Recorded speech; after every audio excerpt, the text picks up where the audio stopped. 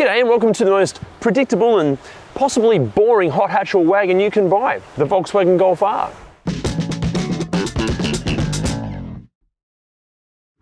Now, before all of you Golf R fans start smashing at your keyboards or your phones going, you guys don't know what you're talking about, the Golf R is the greatest car of all time, you just hate all Volkswagens, let me just explain. Firstly, being completely transparent, I love and adore these cars, especially in wagon form. For me, this might potentially be my ultimate perfect car. In saying that, I am going to try to remain as unbiased through this review as I possibly can. Secondly, calling them predictable is not necessarily a bad thing. They're predictable because they just do everything for everyone. These are like the go-to car for everyone from real estate agents through to people that go illegal street racing wanting to embarrass supercars. Honestly, they can quite literally do it all. And when they're brand new and covered under a full factory warranty, they're just superb cars.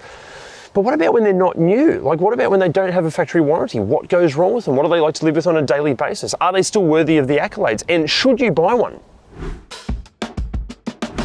So chances are, if you're watching this, you're already aware that the Golf R has basically been the top-of-the-range, most powerful Golf with all-wheel drive, a turbocharged 2-litre engine, and the entire array of possible Golf features. But in this video, we're going to be focusing on the 7th and the 7.5th generation Golf Rs. This generation and a half Golf R was available here in Australia from 2014 to 2020 and was available as either a 5-door hatch or as this, the impossibly cool 5-door wagon. But here's a fun fact that many Audi S3 owners choose to ignore. Under the skin, the Audi S3 and the Golf R are nearly the same car. Yes, the S3 is available as a sedan and the R as this wagon, but in hatch form, under the aesthetics and ignoring a couple of mechanical differences, they are near identical. Now look, obviously in this video we're going to be covering as much about the Golf R as we possibly can, but if we went through all the specific details it would take forever, it would get really boring. So instead of doing that, we have gathered all of that information and we've put it in our incredibly handy and totally free ReDriven cheat sheets at ReDriven.com. The link's also down there. Now look, obviously there's no denying that the Golf R is incredibly fast, and the guys at Mighty Car Mods have proven that with a few mods, a Golf R is, capable of basically embarrassing all but the very fastest cars. But the personal issue I have with this car happens when you're not up it for the rent. See, it feels so incredibly normal and, dare I say, even boring at like normal, responsible, socially acceptable speeds that it feels pretty much the same as like a base model Golf. And let's be honest, driving around town at normal speeds is what you're going to be doing most of the time. Look, obviously the minute you flex that right foot, this thing turns into an absolute weapon. And if you like that kind of Jekyll and Hyde personality, look, that's fantastic. But for me, I just wish it felt special all of the time. And then the other problem is, because this is so fast, and honestly, it feels like it's glued to the road, like through corners, it's amazing what this car is capable of. But the problem is, to get any real feel or connection out of it, you've got to be going at insane speeds. If you're doing any kind of normal speed, again, it just feels like a normal Golf. Again, I just feel like it should feel more than a normal Golf. It's a Golf R, it should feel like a Golf R all the time. But ignoring all the performance stuff, and after a few years of being used as this particular owner's family taxi, it still does all the normal Golf stuff perfectly. Like, it rides great, it steers great, there's no rattles. Actually, in terms of sounds, I think the wagon actually sounds better than the hatch, I think, because it's almost got its own like bass enclosure in the back, so sound-wise is different to the hatch, sounds better. It does everything a Golf R does best, which is basically execute everything you'd want a car like this to do with absolute clinical precision. But again, for me, it just lacks a bit of heart and soul when it's being normal. Firstly, time and time again, Volkswagen just nail seating position. This is perfection for me. And even if you're not my shape and size, that's totally okay. I'll let you get away with that because there is plenty of adjustability as well. Honestly, it's perfection. Even in terms of these seats, like they're so spot on. They're unbelievably comfortable, but at the same time, the bolsters are just perfect for support. Again, you're going to hear this word a lot in this video, perfection. Also, they nail interior design. Like, obviously the Mark 8 Golf and Golf R is out now, and this has not aged badly at all. Like, it's, okay, the previous gen car, but it just still looks modern and fantastic. Even as far as wear and tear goes in this car, Hardly any. Like, we have seen models where this piano black plastic can scratch up. That's not a Volkswagen thing. All black piano plastic scratches up. Some of these door cards, they can get a little bit worn and torn, and some of the leather, if the leather's not cared for, it can get kind of shiny. In this particular car, hardly anything. Even the steering wheel, like, it's still regaining its texture. It hasn't gone all glossy at all. Wear and tear in here, excellent. Again, like the exterior, it just exudes like an understated class. But in saying that, it's not massively dissimilar to really any Golf. But as far as practicality up front goes, heaps. Firstly, excellent sized glove box here. Behind the little trapdoor, you've got a spot for your, what does this owner wear? He wears Ray-Bans, and also there's plenty of room for your phone under there. Actually, it fits the phone and the Ray-Bans together. Oh my God. Under this trapdoor, there are a couple of cup holders. There's a spot perfectly sized for the key just here. There's a little storage bin here, and the armrest slides back and forward. There's a storage spot down here which can hold your sanitizer and your, what else has he got? He's got some ultra lip balm there as well. And you've also got excellent sized door bins that'll hold a ReDriven water bottle easily. But the good news is they're felt lined, so they'll keep your cold drinks nice and warm. Now in the back seat, I'm exactly 3 centimeters taller than another Golf R, Tiger Woods. This is in my driving position, and it's super comfortable. Good amount of foot room, knees aren't scrubbing up against the back of the seat too much. Feels nice and airy and spacious in here. Even the seats are super, super comfortable. Now, even in terms of wear and tear, this car is used as this owner's daily driver, and it is his family taxi. He lugs his kids around in this all the time, and wear and tear is superb. The seats still feel really, really good. The backs of the seats aren't too abused. There's not too many pieces of chip and McDonald's stuck everywhere. Really good for wear and tear. In terms of practicality in the back seat, you've got a couple of ReDriven script holders in the back. You've got air vents here. Again, you've got felt lined door bins for your ReDriven water bottle just there. Good size those. You've also got an armrest here with cup holders, and the size of these are adjustable in case your kids drink espressos. You can make them nice and small. And also you can access the boot via this little trapdoor. Perfect. Now, practicality in the boot of this one is obviously huge because it is the wagon and the seats fold completely flat, so it becomes like a little van. But if you want to know what the practicality in the boot is like in the hatch variants, click on the link up here because that's our Mark 7 Golf GTI video, and it is obviously a hatch. But what are the tech features and safety like in these?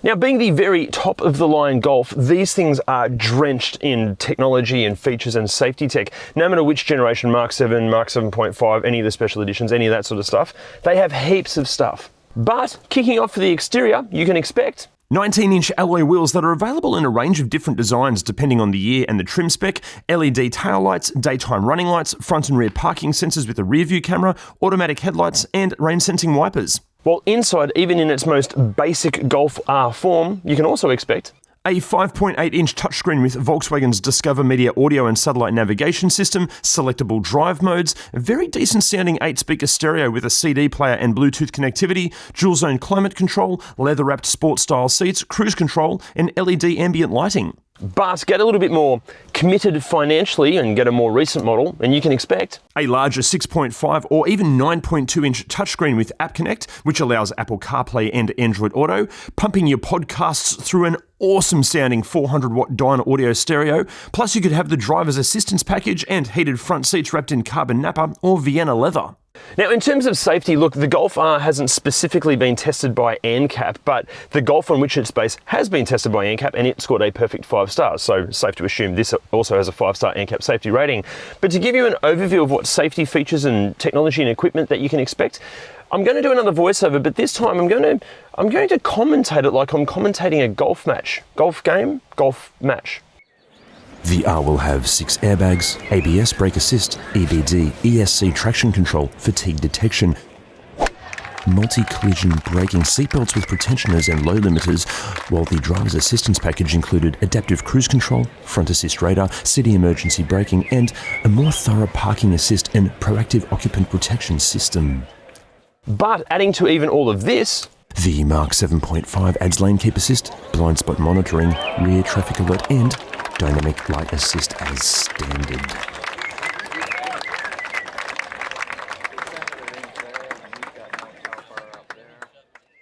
Basically, even though it will violently throw you at the horizon the minute you put your right foot down, it'll do everything within its power to minimize the damage if you hit anything on the way there. But again, for the full breakdown of all the tech, the features and the safety, just jump on ReDriven.com and check out that cheat sheet, or check out the link down below. So putting it simply, from 2014 to 2017, you'll have the Mark 7, but even this received a minor update in 2015. But from 2017 to 2020, you have the more substantially updated Mark 7.5. This update refreshed the cosmetics, the features and the tech, while mechanically, look, not a whole lot changed with the engine. However, the dual clutch transmission was equipped with an extra cog, becoming a 7-speed over the Mark 7 6-speed.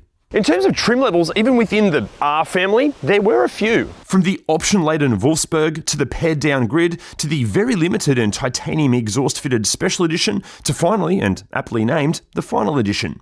But as tempting as all this might be so far, what actually goes wrong with them? Actually, before we get into what goes wrong with them, I've got to give a massive shout out to all the Volkswagen owners groups and Golf R owners groups and Volkswagen technicians that we spoke to when researching this thing. So thank you guys so much. Also, if you've noticed in this video that we've missed something major, can you please let us know in the comments so we can all learn from your experience? That'd be awesome. First up, kicking off with the exterior, there are quite a few reports both in the hatch and the wagon that the rear doors are susceptible to leaking, and the water can build up in the footwells. The rear wiper on the hatchbacks are known to squeak. It's not like a major problem, more of a first world issue. It's easy to fix. Okay, this one's a bit more sporadic, but the front radar sensors are known to become a bit glitchy. Again, sporadic problems, but some of them are faulty. On some models fitted with heated mirrors, when the heat's turned up, sometimes that mirror can crack and even shatter and fall out of the housing. Finally, with the exterior, there are quite a few reports that the drainage holes for the sunroof can block up really easily. Even with this car, the owner of this car has had them block up twice so far, but the problem is when they block up, the water can leak into the cabin. Now, inside, there aren't many what we would call like common problems as such. There are the odd sporadic reports of like electrical gremlins, like certain buttons not working, or the window actuators, playing up, or even the infotainment systems completely freaking out. But again, they're not common problems. But it should be noted that these Golf Rs and these Golfs in general, they have received quite a few factory recalls. So if you are in the market for one of these, make sure those recalls have been seen to. Now, before we get into mechanically what can go wrong with these things, look guys, we love making these videos for you, but the only way that we can keep making them is with your support. And the easiest way to support us is simply by hitting those like, subscribe and bell buttons and sharing our content as much as you can. Doing all that, it helps us out so much. Now, mechanically, what goes wrong with the Golf R? Well, look, I'd love to tell you, but I can't because I'm not a qualified mechanic. But Jim is. Firstly, before we get started, I just want to apologise for the audio. It is pissing down here in Newcastle today. Righto, firstly, I just want to admit that I actually freaking love these things, especially the wagons. Although usually for my daily drive cars, I prefer something that I never have to fix, but for one of these, I would make an exception. One thing that is impressive with these things is their ability to make pretty good horsepower gains without too many modifications and yet still remain fairly reliable. But like anything, when pushed to their limits, all bets are off in terms of what's going to break first. Keeping that in mind, today I'm just going to mention a few other things that we see in ordinary unmodified road cars. In standard unmodified versions, by far the most common, somewhat expensive problem we see is the water pump and thermostat module.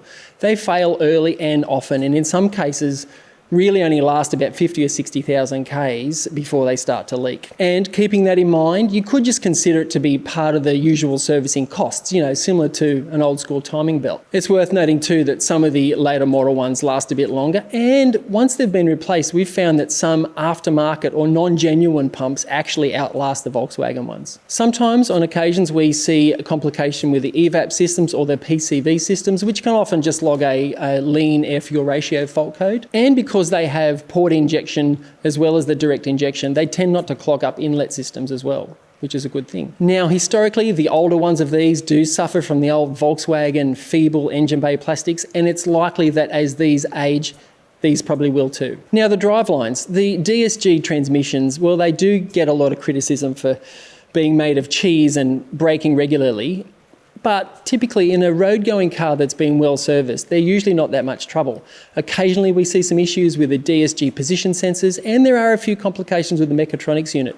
but it is not as common as the internet would have you believe. It is worth checking to see if there are any outstanding recalls for that car, especially with the DSG. And that's quite simple. You've just got to do a VIN search and you can find that out pretty easily. In the DSGs, again, some people do complain that they have fairly harsh low-speed operation. Look, that is just the way they are, and the best tip I can give you is just avoid low speeds in general. Now, it's a similar story with the Haldex unit. Now, that's the hydraulic device that controls the amount of torque that goes to the rear wheels. Again, in a standard car that's been well serviced, they are typically no trouble at all. And it's worth mentioning too that even though it is a high-performance car, the service schedule is pretty much the same as a standard Golf, except for those extra water pumps. So the servicing costs are pretty much the same as well. And here's something you definitely should be aware of. Some owners of these things modify the crap out of them. And before they sell them, they unmodify them. By that I mean they take off all the go-fast bits to make it easier to sell or trade or whatever.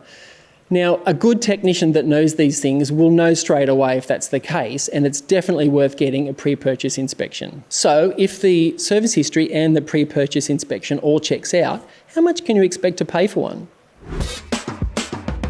Well, Jim, currently here in Australia, the very cheapest Mark 7 Golf Rs are asking around about $27,000. At the other end of the spectrum, some are asking as much as $85,000. But in saying that, the majority of expensive Golf Rs are asking around about the $70,000 mark, which seems far more realistic. This particular car, a 2019 wagon in superb condition with very, very low Ks on it, you're going to be looking a bit over $60,000. But what do they cost to own and operate?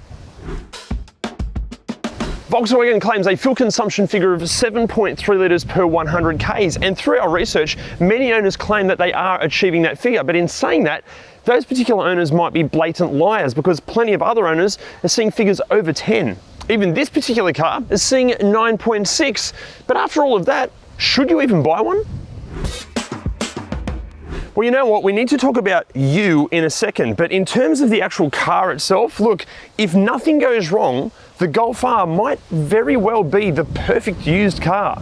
But notice how I said, if nothing goes wrong, because that's the Golf R's Achilles heel. Look, chances are a thoroughly maintained and cared for Golf R shouldn't give you many dramas, and as long as you know and are financially and mentally prepared for the inevitable issues like, say, the water pump problems, yes, you should buy one. These are incredible cars. They're not perfect, but my God, they're good.